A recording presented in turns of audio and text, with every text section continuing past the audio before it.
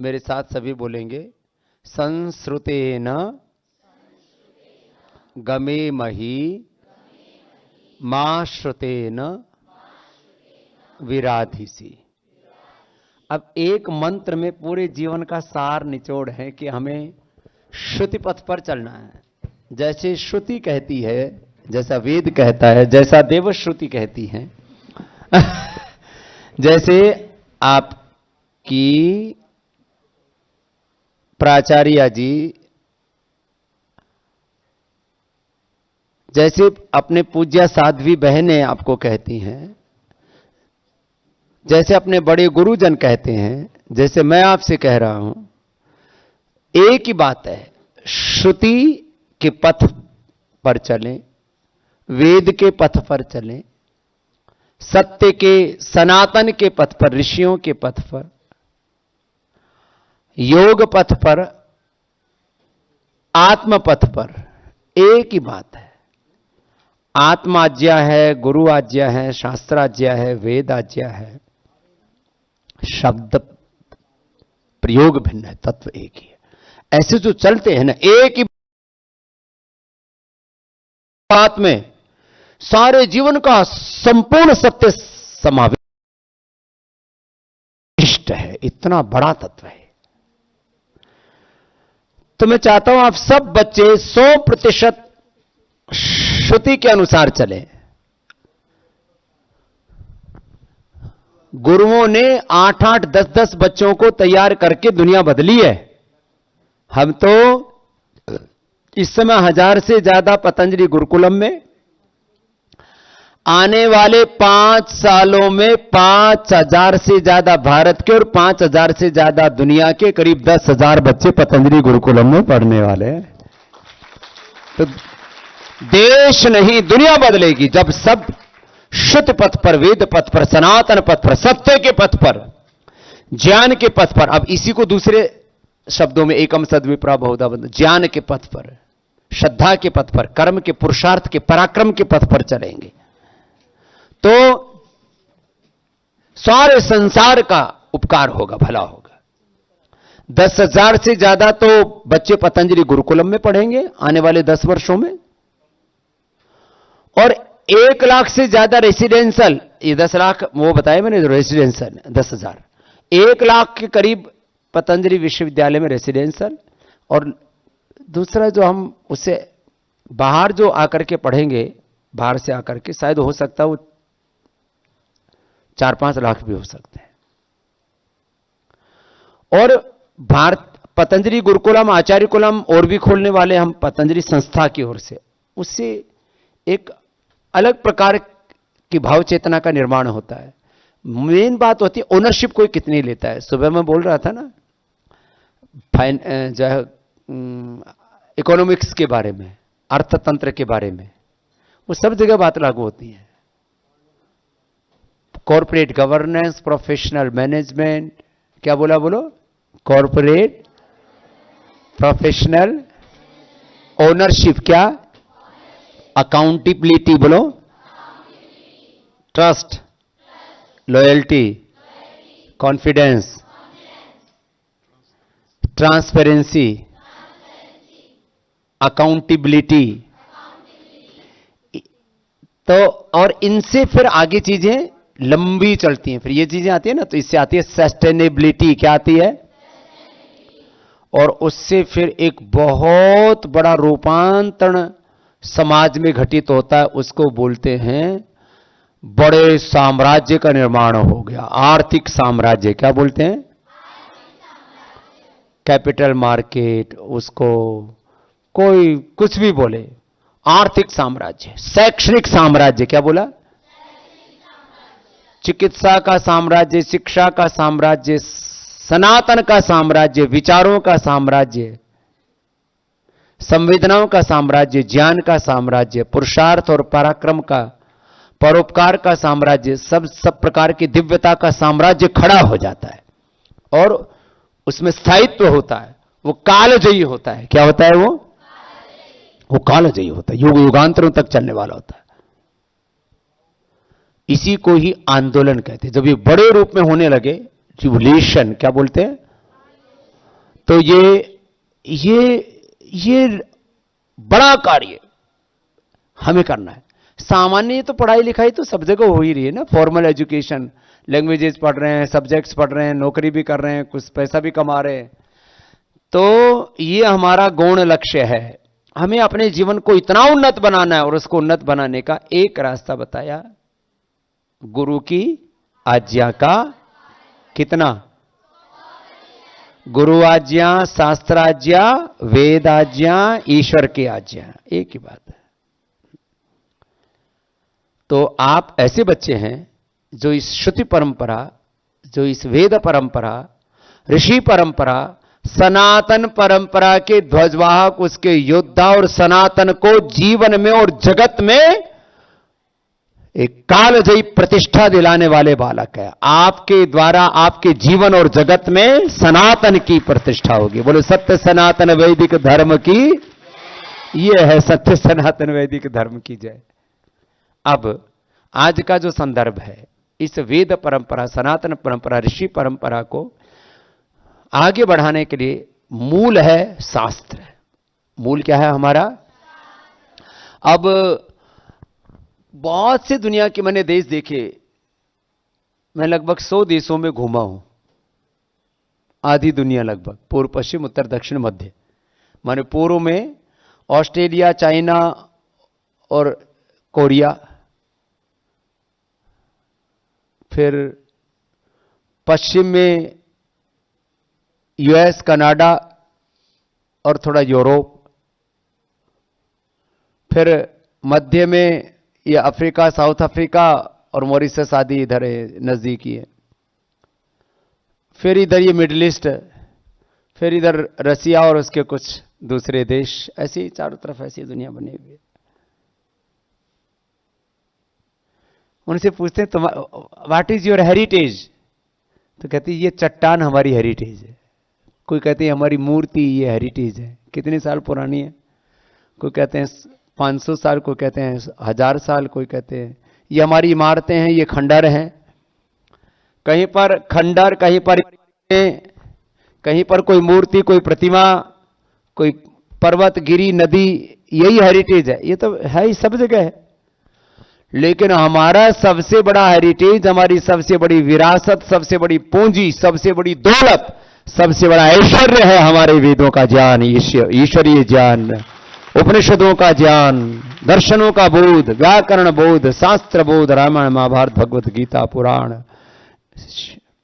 कितना बड़ा व्याकरण शास्त्र, दर्शन शास्त्र, आयुर्वेद शास्त्र, ऋषियों की ज्ञान परंपरा, ये this is the ultimate heritage. इससे बड़ा कोई हो नहीं सकता। और उन ऋषियों का ज्ञान, उन ऋषियों का चरित्र, तो मुझे सैकड़ों ऋषियों की मेधा से युक्त होना है। तो उन ऋषियों के शास्त्र का जो श्रवण कर लेता है, तो एक व्यक्ति में 10, 11, 21 ऋषियों जैसा जो जितने शास्त्र स्मरण करता है, तो हमारा एक एक बालक 11, 11, 21, 21 ऋषियों के बराबर है, जो जिन्होंने 11, 11, 21, 21 शास्त्र स्मरण कर। तो बोले क्या शास्त्र स्मरण करने मात्र से स्मृति हमारी संवेदनाओं में, स्मृति हमारे आचरण में, हमारे व्यवहार में आएगी ना। कोई भी कार्य, कोई भी तत्व अपनी परिणति तक पहुंचता है। बीज की परिणति क्या है? वृक्ष होना। पानी की परिणति क्या है? प्यास बुझाना। भोजन की परिणति क्या है? भूख। जहर की परिणति क्या है? मार देना। वो है उसका परिणाम। शास्त्र की परिणति, परिणाम, उसका फलश्रुति, उसका अल्टीमेट आउटकम, उसका ultimate result and ultimate benefit, लाभ, फायदा, ये है। आज मैं आपके सामने बैठा हूं तो मैंने बचपन से ही महर्षि दयानंद को पढ़ा और उसके बाद व्याकरण शास्त्र, उपनिषद, दर्शनों को पढ़ा, वेदों को पढ़ा, और उसका परिणाम है स्वामी रामदेव, उसका परिणाम है पूज्य आचार्य बालकृष्ण जी, उसका परिणाम है पतंजलि योग पीठ, उसका परिणाम है पूज्या साध्वी देवप्रिया जी, पूज्या साध्वी देवमयी जी, पूज्या साध्वी देवश्रुति जी, देवाश्रिता जी, देवभूति जी, उसका परिणाम है। पूज्य स्वामी ईश देव जी, उसका परिणाम है। पूज्य स्वामी मित्र देव जी, हरिदेव जी, ये सभी देवी देवता, जोरदार अभिनंदन है। ये सब उसका परिणाम है। ये सनातन का परिणाम है, ये शास्त्र का परिणाम है। उसका परिणाम है हमारे श्रद्धेय एनपी सिंह साहब। हाँ, ये भी ऋषि मेधा से, सनातन मेधा से, ऋषि प्रज्ञा से युक्त है। देखो कितना बड़ा आपका सौभाग्य है। इन्होंने तो ये शास्त्र पढ़े पूरी, पहले थोड़े थोड़े पढ़े थे। जब भारतीय शिक्षा बोर्ड का इनको अध्यक्ष बनाया गया तो इन्होंने कहा मेरा उत्तरदायित्व है, मैं सनातन बोध के साथ, नूतन बोध के साथ, वैदिक शिक्षा और आधुनिक शिक्षा के समन्वय के संगम के साथ, जैसे हम यहां प्रयागराज में संगम देखते हैं, मुझे शिक्षा की नई दिशाएं तय करनी है। तो इन्होंने इस आयु में आकर के सारे शास्त्र पढ़े, इसके लिए इनका विशेष अभिनंदन। वेद, दर्शन, उपनिषद, रामायण, महाभारत, पुराण, श्रीमद् भगवत गीता, 18 घंटा पुरुषार्थ करते हैं अभी। अच्छा, पुरुषार्थ करने में कोई नुकसान है? मुझे तो आज तक ये नहीं पता लगा लोग प्रमाद करते क्यों है। कोई फायदा नहीं। लेकिन फिर भी अभी भी किसी किसी को बैठे बैठे नींद आ रही थी। तो प्रमाद नहीं करना, बोलो प्रमाद। आपने पुरुषार्थ किया है और 184 बच्चों ने इस बार, हर बार नए नए, पिछली बार भी, उससे पिछली बार भी, हर बार नए नए बच्चों की सुनते रहते हैं। और आपके साथ साथ पतंजलि गुरुकुलम देवप्रयाग, पतंजलि गुरुकुलम हरिद्वार के साथ साथ आचार्य कुलम और पतंजलि विश्वविद्यालय में भी बच्चे शास्त्र स्मरण कर रहे हैं हरिद्वार में। एक बार उनके लिए जोरदार अभिनंदन है। और अभी उनको बुला ना सके थे, लेकिन आचार्य कुलम रांची के भी छोटे छोटे बच्चों ने, कक्षा 4 का बच्चा है अथर्व झा, उसने 9 उपनिषद याद किए हैं। एक बार जोरदार अभिनंदन। कक्षा 4 का विद्यार्थी 9 उपनिषद। और आद्या विश्वकर्मा, जो पिछली बार गीता सुना के गई थी बहुत अच्छे से, ऐसे जैसे कोई महापंडित धरती पर अवतरित हो गया हो, विद्वान विदुषी ऋषि का, आद्या विश्वकर्मा ने भी श्रीमद् भगवत गीता के साथ 5 उपनिषद अब नए याद कर लिए। ये तो चौथी कक्षा वाले हैं। 5वीं कक्षा वाले साकेत प्रामाणिक हैं, उनने भी गीता के 9 अध्याय याद कर लिए, उनके लिए भी अभिनंदन है। ये तो मैं छोटे छोटे वालों का पढ़ रहा हूं। और फिर यूकेजी की सृष्टि है, इन्होंने संपूर्ण योग दर्शन याद किया भाई। प्राप्ति सुमन है, कक्षा 1 की है, एक ही साल की है ये, एक कक्षा की, कक्षा 1 की प्राप्ति सुमन है, इन्होंने भी। और माहिरा जी, तो सृष्टि, प्राप्ति और माहिरा छोटे छोटे बालक हैं, यूकेजी एलकेजी 1-2 कक्षा के, इन्होंने भी योग दर्शन याद किया। शास्त्र में प्रवृत्ति तो हो गई ना, प्रवेश हो गया। एक बार सबके लिए जोरदार अभिनंदन। और 9 उपनिषद याद किए हैं मनसिनी, हाँ मनसिनी, वो जो है ना, वो जो वहां के आदिवासी लोग हैं ना, मनस्विनी को मनसिनी बोलते हैं। तो मनस्विनी जो मनीषिनी माझी है, उन्होंने 9 उपनिषद याद किए हैं। आदित्य कुमार जी ने 9 उपनिषद याद किए हैं। माहेश्वरी, उन्होंने 9 उपनिषद याद किए हैं। और अशी कुमारी, उन्होंने भी 9 उपनिषद याद किए। अक्षत कुमार ने 9 उपनिषद, सूरज ने 9 उपनिषद, अथर्व ने 9 उपनिषद, सबके लिए जोरदार है। आद्या का मैंने बताया, उन्होंने 5 उपनिषद। और फिर भगवत गीता में प्रिंसी, जिया, समृद्धि, रितिका, आयुषी, साकेत, एक बार सबके लिए बहुत बहुत अभिनंदन। इनका ऑनलाइन सुन लेंगे, सब बच्चों के लिए अभिनंदन। 184 बच्चे यहां पर हैं, एक बार अपना अभिनंदन कीजिए। हमें कितना एक सौभाग्य मिला है ऋषि परंपरा, वेद परंपरा, सनातन परंपरा को आत्मसात करने का, उसमें दीक्षित होने का, उसको जीने का, उसको गौरवान्वित करने का, उसकी प्रतिष्ठा बढ़ाने का। कुछ लोग भोग की महिमा बढ़ाने में लगे हुए हैं, गंदे गंदे डांस करके, गंदे गंदे गाने गा के, गंदे गंदे इशारे करके, सब अश्लीलता फैला करके। किसकी महिमा बढ़ा रहे हैं? भोग की। हम महिमा बढ़ा रहे हैं वेद की, हम महिमा बढ़ा रहे हैं शास्त्रों की, हम महिमा बढ़ा रहे हैं गुरु परंपरा, ऋषि परंपरा, सनातन परंपरा की। यह महिमा बढ़ रही है पतंजलि गुरुकुलम से। और इससे ना आपका देखो, आपके भीतर सैकड़ों प्रकार का सामर्थ्य विकसित होता है शास्त्र स्मरण करने से।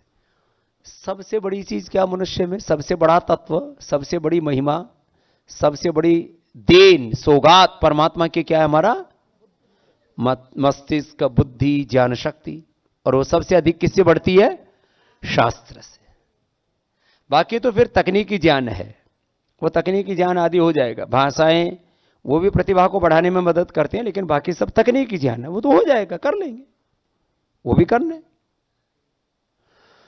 तो ये आज बड़ा कार्य, एक एक बच्चे को 9 उपनिषद, 5 दर्शन, पंचोपदेश,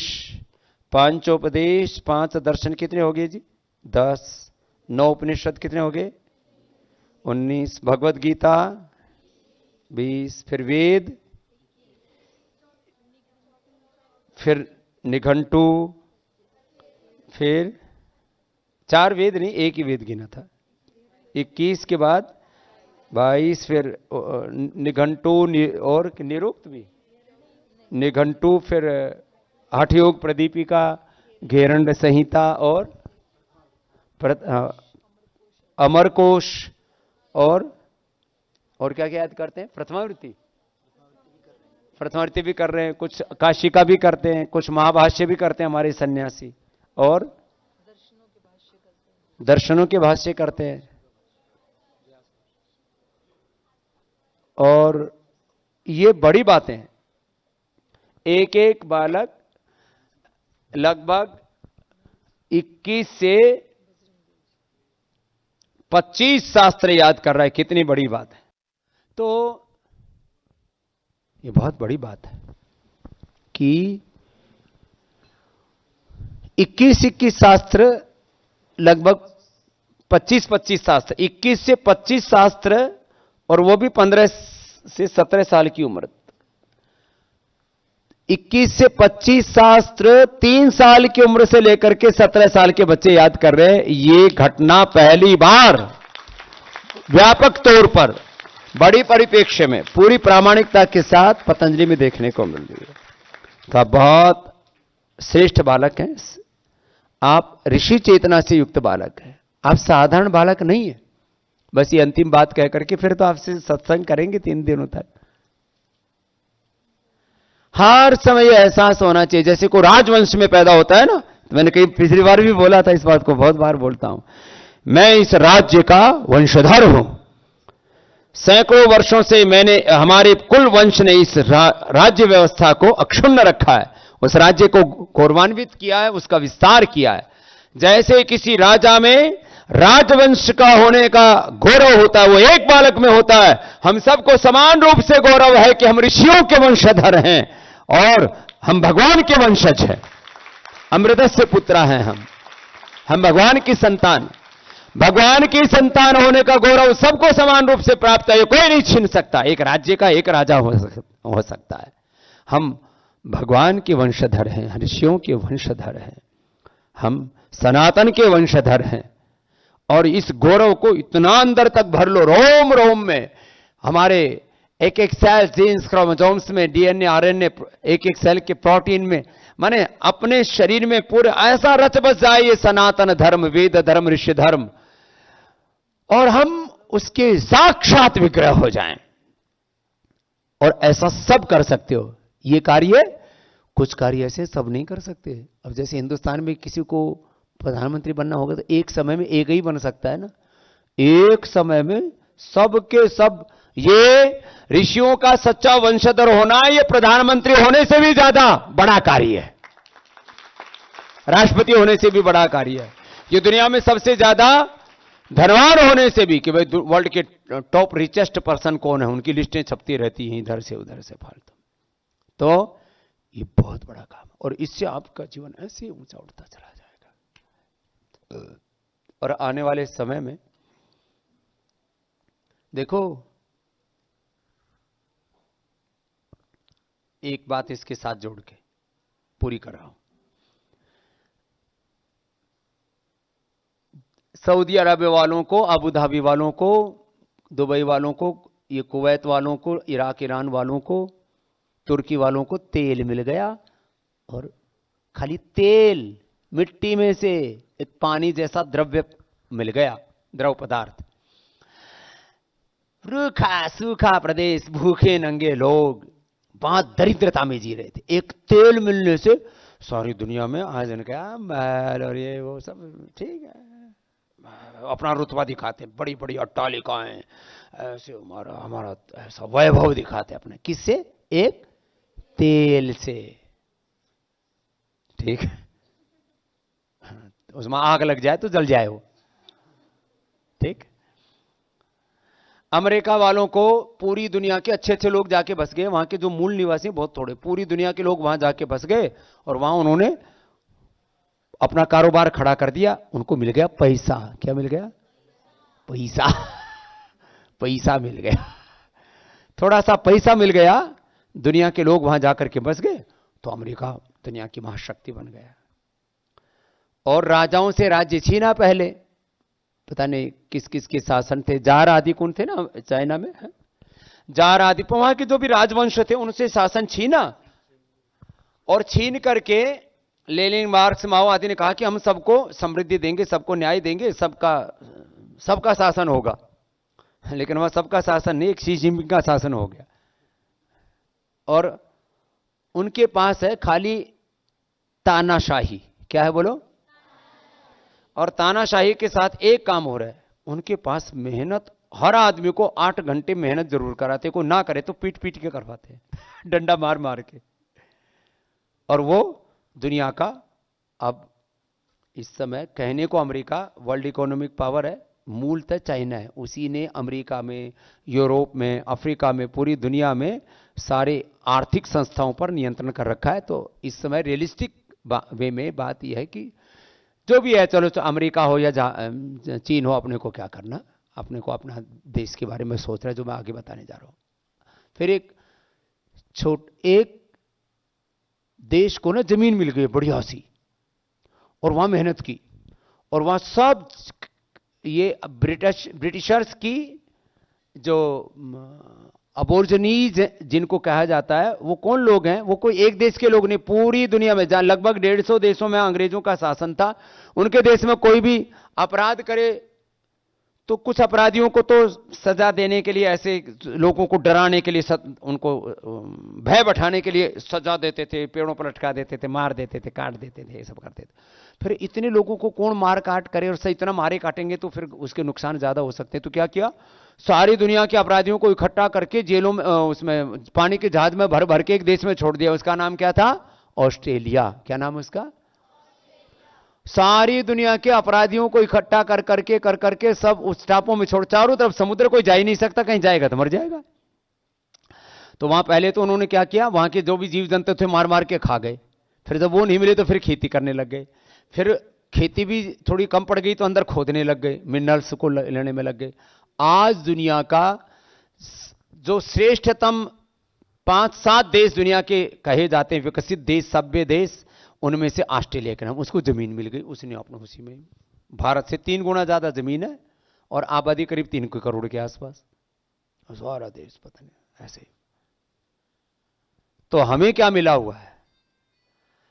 तो हमारे पास में है ज्ञान शक्ति। क्या है बोलो?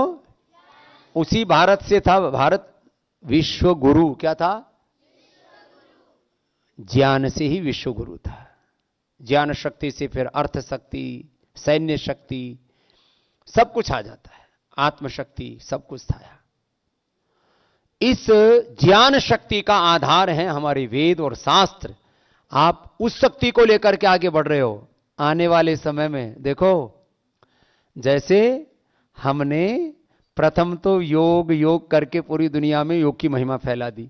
अब योग धर्म और सनातन धर्म को हमने साथ में, उसको है ही वो साथ में, अभिन्न है वो। अब जैसे हमने योग धर्म, वेद धर्म, सनातन धर्म को पूरे विश्व में गौरव दिया है, आप सब बच्चे जिस दिन तैयार हो जाएंगे उस दिन सारी दुनिया सनातन धर्म के पीछे खड़ी हो जाएगी, उसको गौरव देगी। इतना बड़ा कार्य।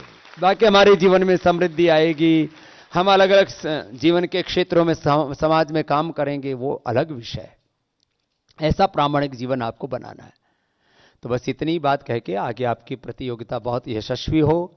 और देखो, कोई हारता नहीं है, कोई 100% जीतता है। पूज्य स्वामी विवेकानंद जी पिछले दिन आए, 1 साल पहले की बात है, तो बोले कभी भी कोई हारता, या तो 100% विजेता होता है, या तो 99 या 90 या 80, कभी हारते हैं ही नहीं हम। तो जिनके 100% मार्क्स आने वाले हैं उनके लिए पहले से अभिनंदन कर लो, वो पूरी तैयारी करके बैठे हुए हैं। जिनके थोड़े 90-80 भी आ जाएं तो कोई बात नहीं। 100% वालों को पुरस्कार 25-25 हजार आदि का, 20-20 हजार आदि का, 10-10 हजार आदि का, जिस शास्त्र वो पुरस्कार। ये पुरस्कार जो है हमने तो अभी आपको इतना दिया, हमको तो जब हमने अष्टाध्यायी याद की थी, पता नहीं एक शील्ड मिली थी, पैसा तो मिला ही नहीं है। कुछ मिला भी होगा तो गुरुजी को पता होगा, हमको नहीं पता। लेकिन वो शील्ड आचार्य जी ने शायद रख भी रखी होगी। हाँ, आचार्य जी इस मामले में रख रखाव में बड़े माहिर हैं। फोटो भी रख रखी है और शील्ड भी रख रखी है। हाँ, तो वो सारे गुरुकुल इकट्ठे हुए थे। गुरुकुल झज्जर था, बड़ा यशस्वी गुरुकुल हुआ करता था। अब दोबारा हमने सोचा सारे गुरुकुलों को यशस्वी बनाएंगे, आगे ठान रखा हम। तो हम एक बार जीते। फिर वो जो जैसे यहाँ आपके तो ये सब गुरुजन ना बिना पक्षपात वाले हैं, तो उसमें एक, अब वो स्वर्गीय हो गए, तो उन्होंने कहा कि नहीं, क्योंकि उन्होंने मुझे कहा था कि तुम ब्रह्मचारी मत बनो। तो मैंने कहा मैंने आपसे पूछ के घर थोड़ी छोड़ा, मैं तो बनूंगा। बोले जिंदगी बर्बाद हो जाएगी। मैंने कहा बर्बाद करने के लिए आया हूं, बताओ। बोले तू बात सुनता नहीं। मैंने कहा बिल्कुल नहीं सुनूंगा। ये बात नहीं सुनूंगा कि ब्रह्मचारी मत बन, सन्यासी मत बन। जिस काम के लिए मैं बनने आया हूं, आपसे तो मैंने पूछा नहीं था घर छोड़ने से पहले। तो उसने मेरे को 3 बार फेल किया कि बस दोबारा होगी, तिबारा होगी। फिर जब वो उन्होंने तीसरी बार करवा ली, फिर भी मैं जीत गया। तो मैंने कहा चाहे कई दिनों तक प्रतियोगिता चलती रहे, मैं ही जीतूंगा। तो ये आत्मविश्वास होना चाहिए हमारा। क्या होना चाहिए ये? और इसके पीछे पुरुषार्थ तो करना ही पड़ता है, ऐसे तो नहीं आ जाता। ऐसे आप विजेता बने, ऐसी मेरी शुभकामनाएं। तो ये आपके यादगार पल होते हैं, ये कभी आप भूल नहीं सकते। हमको 2 ही बार हमको इनाम मिला था। एक बार तो स्कूल में खो खो में जीते थे, तब हमको एक मिली थी पेंसिल, और एक मिला था वो खींचने वाला रबर जिससे वो पेंसिल से लिखते हैं, और वो आधी इंच का था, छोटा सा आधी इंच का रबर, 1 इंच का, आधी इंच का, एक पेंसिल, और एक वो जिसमें एक को डंडा गाड़ देते हैं फिर चारों तरफ गोल घुमाते, प्रकार। एक प्रकार मिला था, एक प्रकार, एक पेंसिल। प्रकार से तो हमने पूरी दुनिया में गोला मार दिया, और पेंसिल से पूरी दुनिया में वेद और सनातन का नाम लिख दिया, और रबर से हमने सारे रोगों और भोगों को मिटा दिया। ये तो जो है, ये इनाम मिला था हम जब, पता नहीं भाई 4th-5वीं में कब पढ़ रहे थे। हाँ, एक और भी मिला था, लेकिन उसमें इनाम क्या था वो याद नहीं। सुंदर लेख लिखने में, तख्ती के ऊपर मुल्तानी मिट्टी पोत के, काली स्याही में दवात लेकर और वो कलम लेकर के सुंदर लेख लिखता था मैं। अभी तो थोड़ा मैं ऐसे मामला थोड़ा जल्दी जल्दी कर देता हूं। अभी तो मेरे से सुंदर सब पूज्य साध्वी देवश्रुति जी, पूज्य साध्वी देवमयी जी, और जो है पूज्य साध्वी देवप्रिया जी लिखते हैं। इनका मैंने देखा था, ये तो मेरे से भी आगे हैं 10 कदम।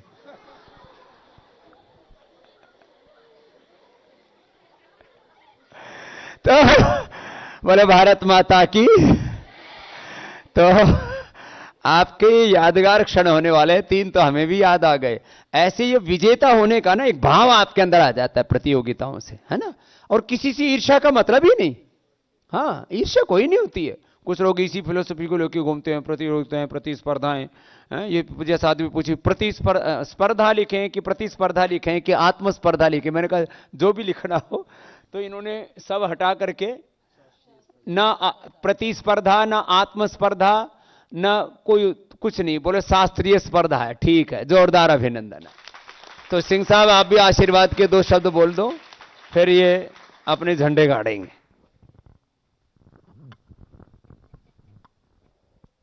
भारत की समग्र सामाजिक संस्कृति के साक्षात विग्रह परम पूज्य स्वामी जी,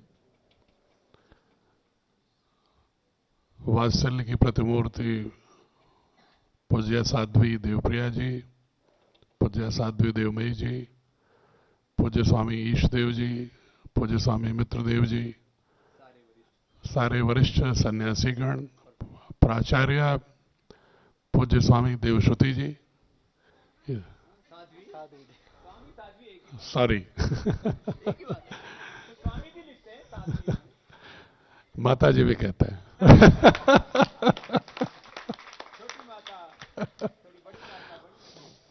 और यहां पर विश्व में सनातन का ध्वज स्थापित भविष्य में करने वाले समस्त सनातन के योद्धा बच्चों, अभी पूज्य स्वामी जी बात कह रहे थे, मैं भी बहुत संक्षेप में 2-3 बिंदु रखूंगा। आजकल धूम मची हुई है कि कौन आर्थिक महाशक्ति है, लेकिन समग्रता में वही राष्ट्र कालजयी होता है जो सांस्कृतिक महाशक्ति हो। और सांस्कृतिक महाशक्ति में, ये मैं सिर्फ भावना से नहीं कह रहा हूं, तथ्यों के आधार पर कह रहा हूं कि भारत हमेशा सांस्कृतिक महाशक्ति रही है और होगी। अब अभी से पढ़ रहे होंगे, जब और बड़े होंगे तो पढ़ेंगे, पूरी दुनिया में जितने धर्म विश्वास पद्धतियां हैं, सारा इतिहास 2800 वर्ष के अंदर का है। चाहे बुद्धिज्म हो, जैनिज्म हो, कन्फ्यूसिज्म हो, चाइना का ताओइज्म हो, सिंजोइज्म हो, इस्लाम हो। इस्लाम तो सबसे बाद का है, 7वीं सदी के, ईसा के बाद 7वीं सदी के उत्तरार्ध में आया है। ये सारे जितने भी विश्वास आधारित संस्कृति और सभ्यता है, ये 2800 साल के अंदर है।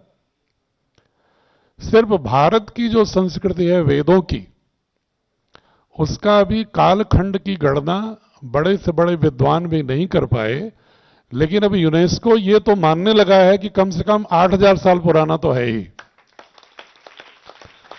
तो इसलिए हम सांस्कृतिक महाशक्ति रहे हैं। पूज्य स्वामी जी ने अनुभव किया, जिसको 19वीं सदी के उत्तरार्ध में महर्षि दयानंद ने अनुभव किया, स्वामी विवेकानंद ने अनुभव किया, 20वीं सदी की पूर्वार्ध में महर्षि अरविंदो ने अनुभव किया। उन लोगों ने यह अनुभव किया कि जो भारत की जो संपदा है, सांस्कृतिक विरासत है, कहीं यह पाश्चात्य की आंधी में खत्म ना हो जाए, समाप्त ना हो जाए। इसलिए उन्होंने वेदों की ओर प्रस्थान का, वेदों की ओर चलने का आह्वान किया। विवेकानंद जी ने पूरे देश में वेदांत दर्शन और भारत की ऋषि परंपरा, संन्यास परंपरा की महिमा का गान किया। लेकिन वो टुकड़ों टुकड़ों में हुआ। जब तक इस देश के समर्थ बच्चे सांस्कृतिक ध्वजवाहक भारत के नहीं होंगे, तब तक न तो विश्व का कल्याण होगा और न भारत की सनातनता निरंतरता में रहेगी। अभी पूज्य स्वामी जी कह रहे थे कि पहले जो बड़े बड़े ऋषि और महात्मा थे, उन्होंने 1-2 शिष्य अच्छे तैयार किए और पूरा का पूरा आंदोलन हो गया और एक रूपांतरण हो गया, सामाजिक और सांस्कृतिक, आर्थिक, राजनीतिक, सभी रूपांतरण हो गए। उसके उदाहरण भी आपको मालूम है। आचार्य चाणक्य को ढूंढते हुए सिर्फ एक शिष्य चंद्रगुप्त मिला, लेकिन इतना बड़ा परिवर्तन कर दिया। ब्रह्मर्षि वशिष्ठ और विश्वामित्र ने सिर्फ राम और लक्ष्मण को गढ़ा, पूरा सनातन इतिहास बन गया। भारत संदीपनी ने भगवान कृष्ण को गढ़ा, गीता का उद्घोष हमको मिल गया, जीवन की शैली मिल गई, और तमाम क्षेत्रों में कूटनीति, राजनीति, धर्म, संन्यास, संस्कृति, सबके लिए एक बहुत बड़ा मूल्यबोध मिल गया, मूल्यों का समुच्चय मिल गया। आज पूज्य स्वामी जी उसी परंपरा को इस रूप में लेना चाहते हैं कि इस देश में कम से कम 1 करोड़ युवा तो ऐसे समर्थ हो जाएं जो भारत की सनातनता के संवाहक बने, और उसकी प्रक्रिया सिर्फ संकल्पों और कल्पनाओं में, स्वप्नों में नहीं है, वो साकार होते हुए दिख रही है। और कई संदर्भों में पूज्य स्वामी जी ने इसको पकड़ा है। अवचेतन मस्तिष्क में भी परिवर्तन होना चाहिए, मूल्यबोध से आप्लावित होना चाहिए, अभिसिंचित होना चाहिए, युवाओं में भी होना चाहिए, और हम जैसे जो वानप्रस्थी हैं उनमें भी होना चाहिए। क्योंकि जब तक सभी पीढ़ी के लोगों में सनातन मूल्य के प्रति प्रतिबद्धता नहीं होगी, तब तक समूचा राष्ट्र समग्र रूप में एक साथ खड़ा होना, आंदोलन के रूप में खड़े होने का साहस नहीं कर पाएगा। लेकिन सबसे अग्रणी भूमिका कौन निभाएगा बच्चों? आप, क्योंकि आपका एक लंबा जीवन है, और आपके अवचेतन में अगर एक बार भारत बोध प्रवेश कर गया, ठीक से बैठ गया सिंहासन पर आपके मस्तिष्क के, तो इस पृथ्वी पर, इस विश्व को सनातन बोध के साथ खड़ा करने में भारत को कोई रोक नहीं सकता। और इसका बीज, इसके वृक्ष सब पतंजलि योगपीठ जैसे तीर्थ से ही निकलेंगे, ऐसा मेरा पूर्ण विश्वास है। और उसमें थोड़ी बहुत आहुति देने का ईश्वर ने मुझे पूज्य स्वामी जी की कृपा से मिला है, मैं भी अपना सौभाग्य समझता हूं। एक सिर्फ बात मैं कह के अपनी बात खत्म करूंगा। बहुत सारे लोग आज विरोध करते हैं शिक्षा नीति में कि मेमोरी होने से क्या होता है। पूज्य स्वामी जी प्राय कहते हैं कि मेमोरी, जो स्मृति का जो की तीव्रता है, वो व्यक्ति को बोध की तीव्रता भी प्रदान करती है। जिसको स्मरण होगा, जिसको स्मरण ही नहीं होगा, उसको अंडरस्टैंडिंग क्या होगी? अंडरस्टैंडिंग के पहले, समझ के पहले, बोध के पहले पूर्व पीठिका तो स्मरण ही है। अगर पूज्य स्वामी जी बोलते हैं घंटों, अगर उनको उन शब्दों का स्मरण ही न हो, तो किस शब्द को किस भाव के साथ शिल्पित करना है, अभिव्यंजना की कौन सी शैली का प्रयोग करना है, यह स्मरण से ही तो आता है। तो इसलिए स्मृति होना बहुत बड़ा गुण है। यह जरूर है कि मात्र स्मृति तक ही अटक जाना, रुक जाना, यह व्यर्थ है। लेकिन जो कम उम्र है, वहां तो शास्त्रों को जब स्मरण करोगे, तो अब तो विज्ञान भी मानता है कि आपके जो वाइब्रेशंस हैं, शब्दों के जो ऑसिलेशंस हैं, वो जो कंपन है, स्पंदन है, वो आपके मस्तिष्क की ऊर्जा को एक खुराक देता है। और वो स्पंदन एक बार अगर स्थापित हो गया, वो वाइब्रेशनल मोड अगर ऑसिलेशन का स्थापित हो गया, तो आप हमेशा के लिए, आपकी बौद्धिक तीक्ष्णता जीवन भर विद्यमान रहेगी। एक व्याकरण का विद्यार्थी अगर पूरे विश्व को हिला सकता है, स्वामी जी कहते हैं कि मैं किसान का हल चलाने वाले का बेटा हलचल पैदा करता है, मैं कहता हूं वो व्याकरण की तीक्ष्णता और तीव्रता थी जो संसार में बौद्धिक तीक्ष्णता आपको प्रदान की है। और शब्दों को गढ़ने के महारथी हैं आप। अगर पूज्य स्वामी जी के शब्दों को देखें तो हर बार एक नवोन्मेष मिलता है शब्दों के शिल्प में, गढ़न में, वो व्याकरण की ही देन है। संवाद की शैली, संप्रेषणीयता की क्षमता, ये व्याकरण ही देता है, शास्त्र ही देते हैं, पूरा सांस्कृतिक गौरव भी देते हैं। और एक विषय में, अभी तो चूंकि मैं 3 दिन हूं, आपसे चर्चा करूंगा प्रमाद पर। पूज्य स्वामी जी कहते रहते ना, प्रमादो मृत्यु। हाँ, ये तो ठीक है, लेकिन ये तो शास्त्र से है। मैं आपको विज्ञान से समझाऊंगा कि प्रमाद क्यों नहीं करना चाहिए। तो ये हम किसी और दिन बताएंगे। अभी आपकी प्रतियोगिता प्रारंभ होनी है। आपका जीवन हमेशा ये जाजल्यमान दीप की तरह ऊर्ध्वारोहण की ओर रहे, प्रकाशमान। देखिए, जो ऊर्ध्वारोहण होता है वही प्रकाश दे सकता है। जो नीचे अगर बत्ती गिरी, प्रकाश खत्म। तो इसलिए जो स्वामी जी बार बार कहते हैं ना ऊर्ध्वारोहण, तो वो शास्त्र उसमें बड़ी भूमिका का निर्वहन करते हैं। इन्हीं शब्दों के साथ आपको ईश्वर बहुत सामर्थ्य प्रदान करे।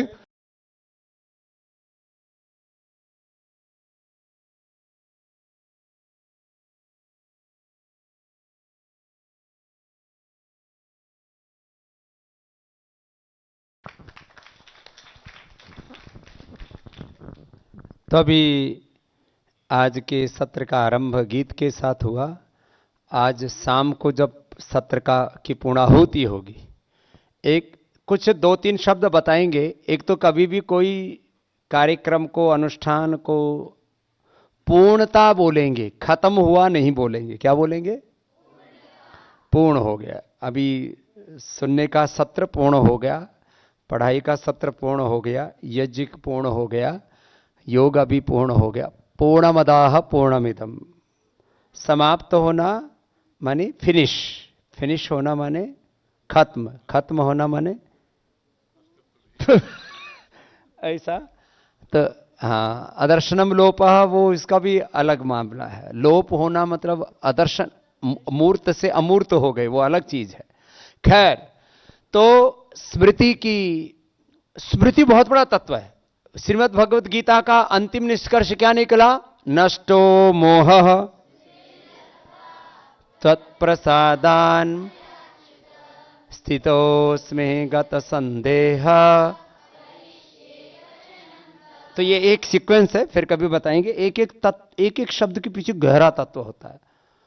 तो स्मृति फाउंडेशन है, उसके बाद मेधा, नॉलेज, साइंस, टेक्नोलॉजी, इनोवेशन, और not only knowledge, emotions and actions, सबका जो अल्टीमेट आउटकम है वो फिर हमारे जीवन में एक बड़े ऐश्वर्य का निर्माण करता है।